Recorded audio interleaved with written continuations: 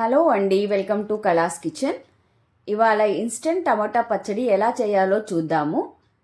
దీనికి cooking time 20 to 25 minutes పడుతుంది. కావాల్సిన ఇంగ్రీడియంట్స్ ఏంటో చూద్దాము. టమాటోస్ ఇలా 4 పక్షాలుగా కట్ చేసుకోవాలి.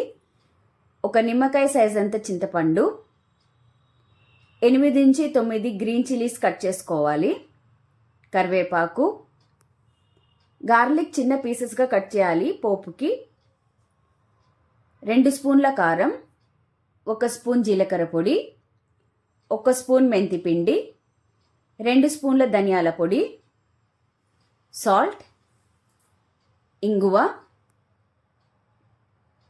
పోపు దినుసులు. నేను పౌడర్స్ అన్నీ ఈ స్పూన్ కొలతతోటి తీసుకున్నానండి. ఈ ఇంగ్రీడియంట్స్ ఉంటే సరిపోతుంది. పచ్చడి స్టార్ట్ చేయొచ్చు. ముందుగా ఒక మందపాటి గిన్నె తీసుకొని దాంట్లో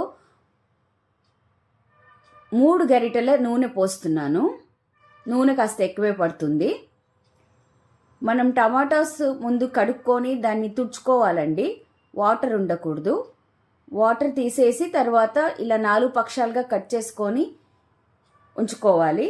దీన్ని ఇప్పుడు మగ్గించుకోవాలి. సో ఈ గిన్నెలో వేసి మగ్గిస్తున్నాను. దీంతో పాటు పచ్చిమిరపకాయలు, ఈ పచ్చడికి పచ్చిమిరపకాయలు అండ్ కారం కూడా పడుతుంది, ఎండు కారం. సో ఇక్కడ పచ్చిమిరపకాయల తర్వాత చింతపండు వేస్తున్నాను.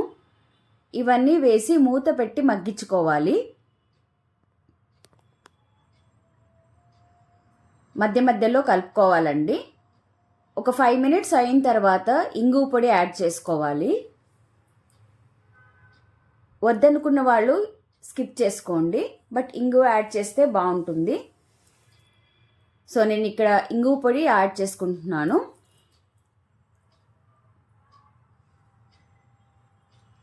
యాడ్ చేసుకున్న తర్వాత మళ్ళీ కలుపుకొని మూత పెట్టి మగ్గించుకోవాలి.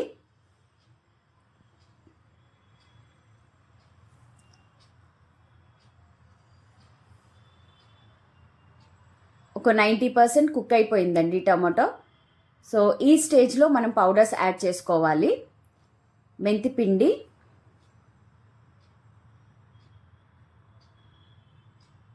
జీలకర్ర పొడి,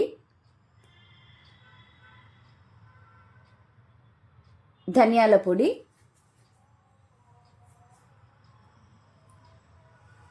కారం,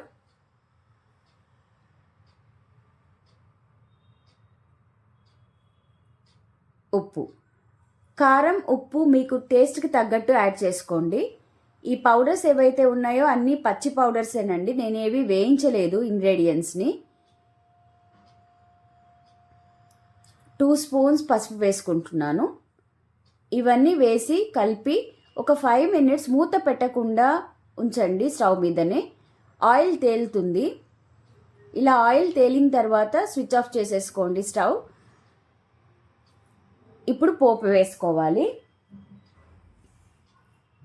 సో పోపుకి కావాల్సిన పదార్థాలు 1 స్పూన్ ఆయిల్ సరిపోతుంది. ఆల్రెడీ పచ్చడిలో చాలా ఆయిల్ ఉంది. సో 1 చిన్న స్పూన్తో ఆయిల్ పోసుకొని ఆయిల్ కాగిన తర్వాత జీలకర్ర, ఆవాలు,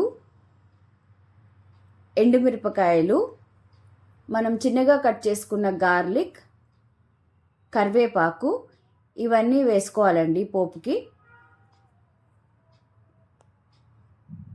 సో ఎండుమిరపకాయలు వేసుకుంటున్నాను. ఇది కాస్త వేగిన తర్వాత కరివేపాకు, గార్లిక్ కూడా వేసేసుకోవాలి.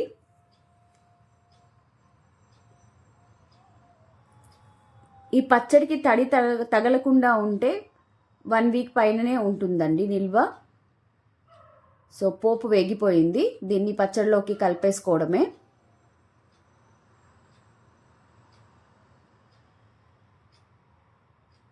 అంతేనండి, ఇన్స్టెంట్ టమాటా పచ్చడి రెడీ. మీరు కూడా ట్రై చేసి కామెంట్ చేయండి. Thank you for watching.